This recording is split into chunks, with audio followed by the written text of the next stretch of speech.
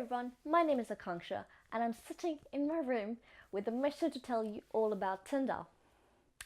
I will tell you all some things that you've already heard and some things that you will be surprised to know about Tinder.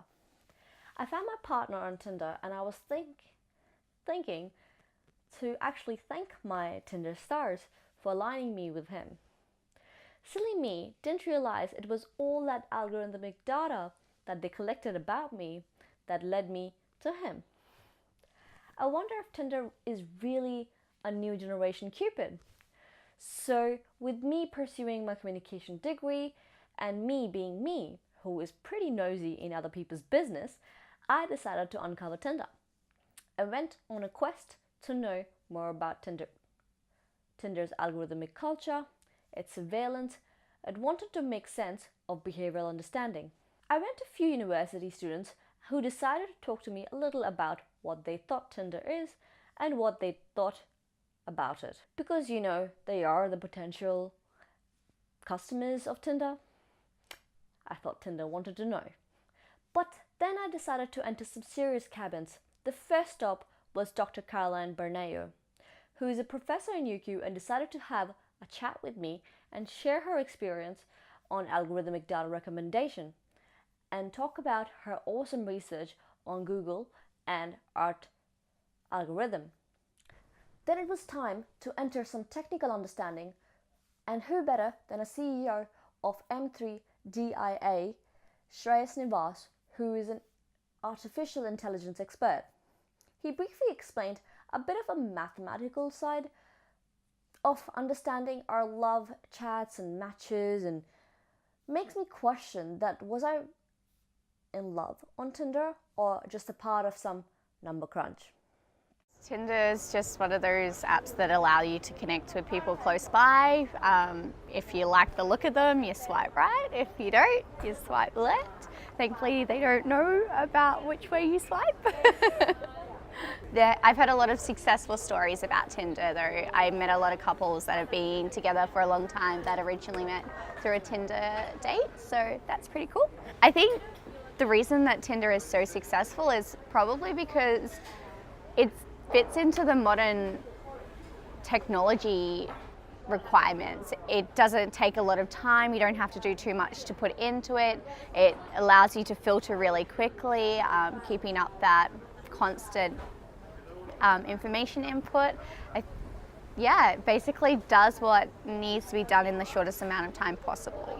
Personally, I prefer the old style of randomly running into someone while you're out, but I definitely know of a lot of people that use it, and so I guess there is definitely an element of it becoming ingrained in society that that's a way of matchmaking, so yeah. Yeah, I'm not really sure how Tinder works. I think, as far as I know, I think it connects through your Facebook and uses your location to find people near you. I'm not particularly sure how it works, but in terms of linking it to Instagram and stuff, I don't do that. I want to keep mine as private as possible. But yeah, I mean, I enable location for all the time, so it just automatically changes it and finds people around me. I'm not very active on Tinder. I mean, I just kind of use it with my friends for a bit of a laugh when we're all out. You just see who's around. I don't really message people. I don't like giving away my details. And yeah, I think my age bracket was set between 22 and 28 or something. It's kind of a finite bracket. People usually swipe right to get a match, and men usually prefer doing right just to try their luck. But back in India, it's a taboo, just because people don't socially, publicize it that we are using this app. But they personally use it. That's the bitter truth, because I personally don't use it much because I have a closely knitted friend circle, so that I don't bump into my friends and if they see me and make fun of it and just like that. That's Tinder for me. Cheers. I personally did not use Tinder to find any partners, but I used Tinder to find friends. It's been really good, and I actually think it's very popular because it does not actually advertise itself a lot, like in a crazy way. Like I see other dating apps, they would put them in a lot of advertisements, and that just doesn't appeal to some people. And plus, Tinder has been around longer compared to other dating apps, so yeah, it's gonna be the future of dating, but I personally don't like using Tinder. But yeah, kudos to everybody who knows how to find a partner via efficient ways, and as long as everybody's happy, we're all happy. Tinder app basically plays with people's self-esteem and self-consciousness. It's like people usually use the app either because they don't want to go out to meet people in malls or in bars or anywhere else. So what they do is they sit on their phone and they use this app to meet people because it's a really easy way to meet people. They don't have to put a lot of effort. They're either scared to go present themselves. And people usually use the app because either they're self-conscious or either they use it and then they tend to be more self-conscious, or it could even lead to low self-esteem. So yeah, that's one of the reasons why people are addicted to using Tinder, because eventually you get conditioned and you wait for likes, and likes make you happy. Any notifications that you get from Tinder, for example, congratulations, you have a new match as a notification on Tinder. You seem happy, and then you swipe to see who you matched with. So it becomes like a way that conditions you to be happy and to see if anyone matched you. Hi, my name's Caroline. I lecture here at UQ. I don't know if you've really given much thought to when you use digital media platforms like, Facebook, Instagram, Tinder, and how, why do these platforms give you these services, and what do they do with your information when you use these services? So I suppose for me, I'm really interested in this question about how, when we engage with any of these platforms, data is collected about us.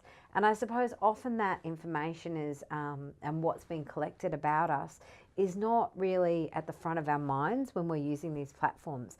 So we often trade our data in return for use of the service. For example, when I use Facebook, I use it so that I can connect with my friends all around the world, see pictures of their families, their kids, and their activities in daily life.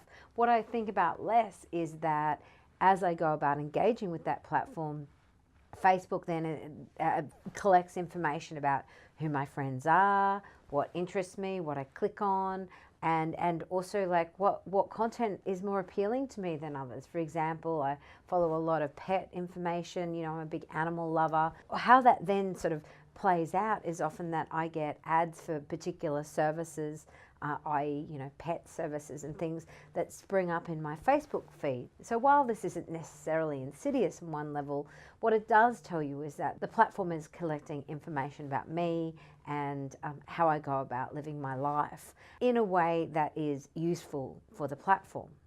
So in my work, I raise the notion of algorithmic cultural recommendation, and specifically I do that by looking at Google Art and Culture, which is a digital media platform that's used by cultural institutions, specifically museums, art galleries and libraries, and they often provide and share a lot of their collections with Google, who assist them in digitizing their collections. On one level, this is really great for these institutions because it provides the public with free access to a lot of really important artworks. Yet on another level, what happens is every time you look at and play with one of those artworks while you're on Google Art and Culture, it's also able to collect information about what artworks you like, how you engage with them, how long you look at it. There's all sorts of detailed information that the platform is able to collect about your usage. What I think about is how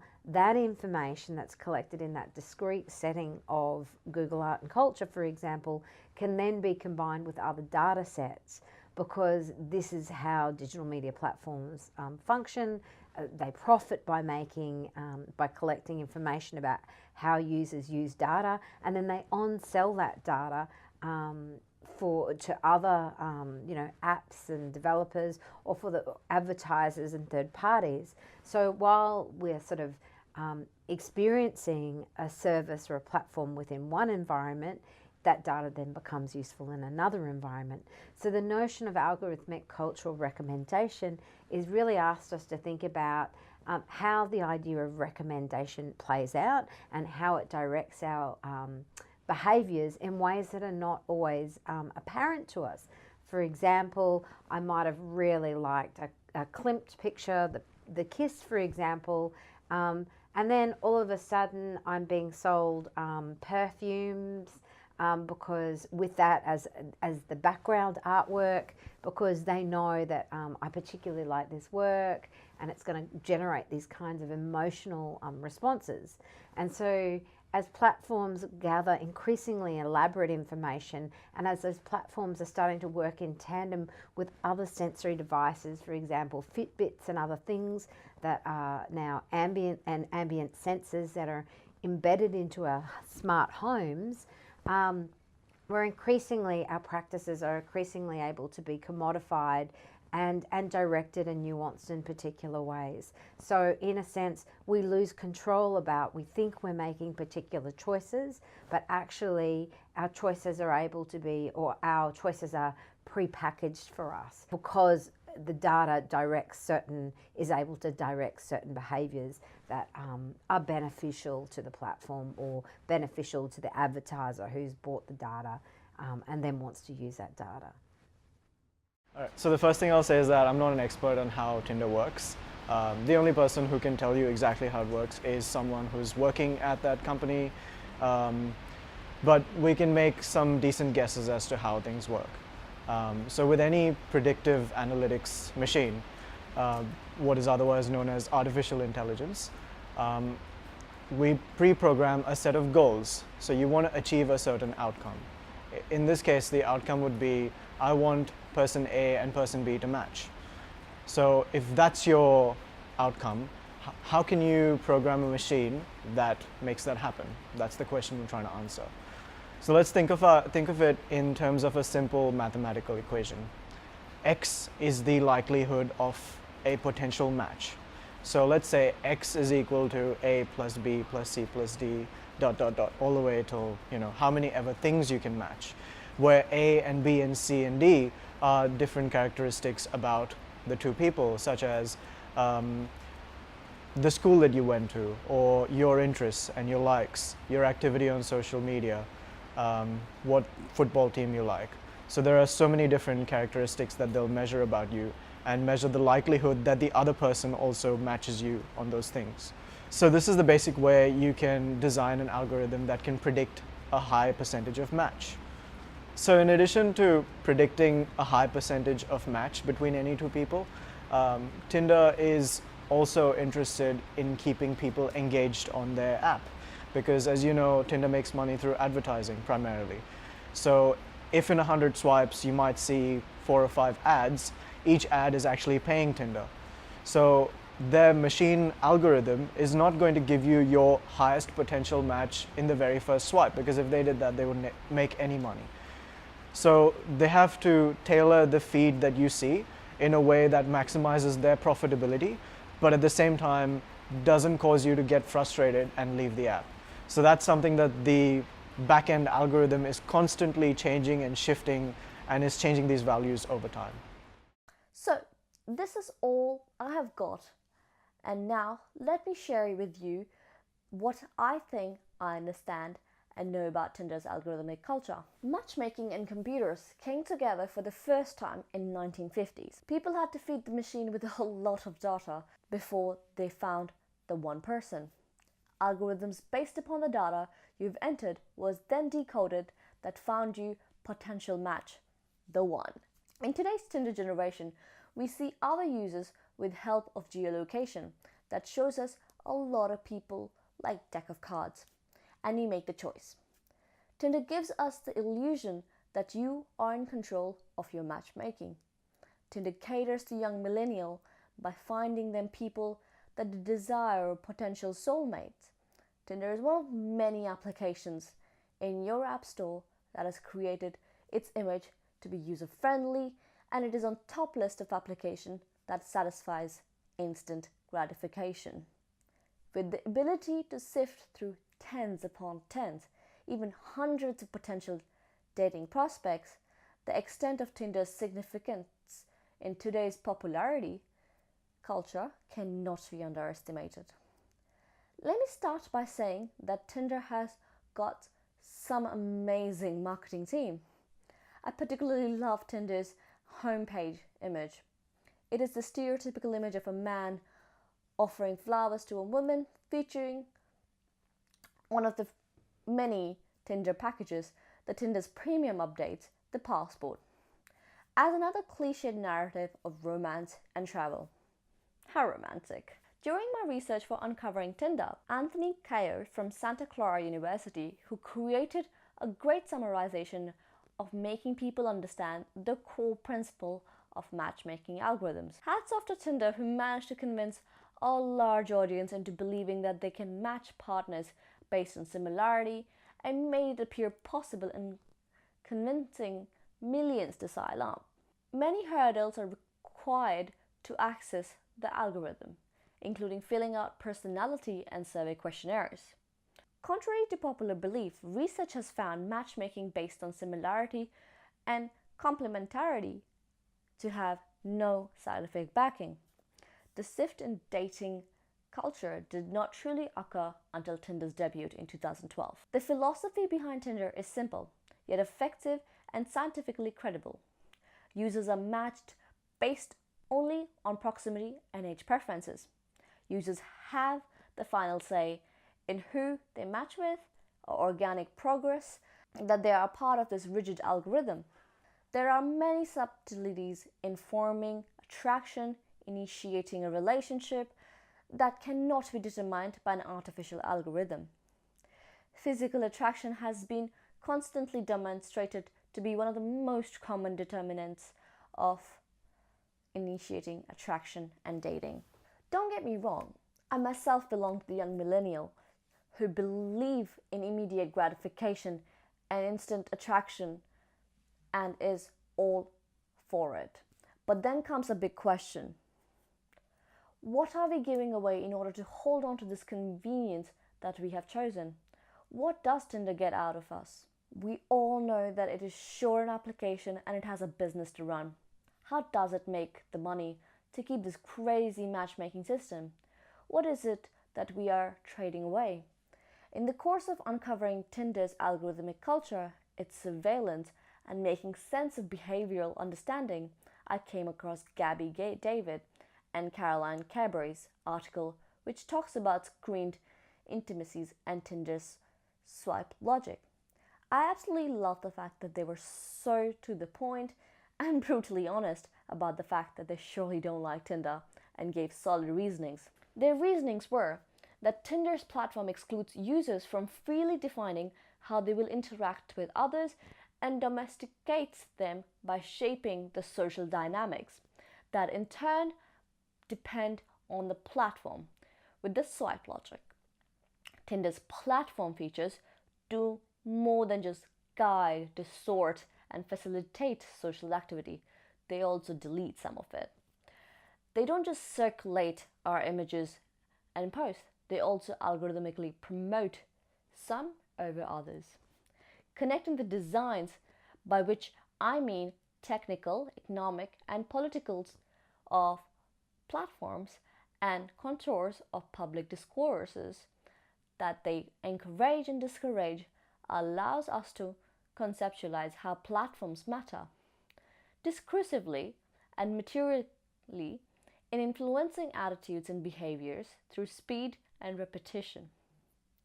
I came around this interesting statement made by Tinder CEO Shane Rad, celebrating the effort of selecting matches by swiping left or right. Shane Rad, in one of his interviews in 2014, tells a journalist that it is a casting session and you are in the director's chair. At the end of the day, it's just one big party and you just sitting there saying yes, no, yes, no. Paradoxically, red ads.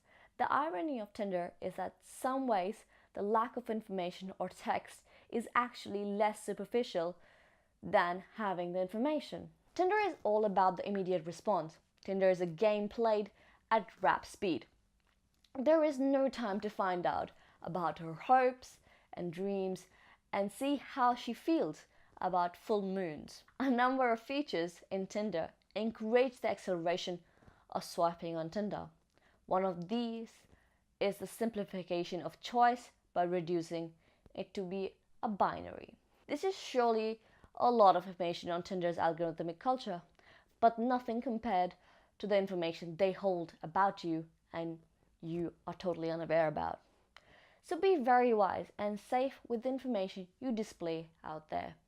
But don't be scared to put yourself out there to find that one.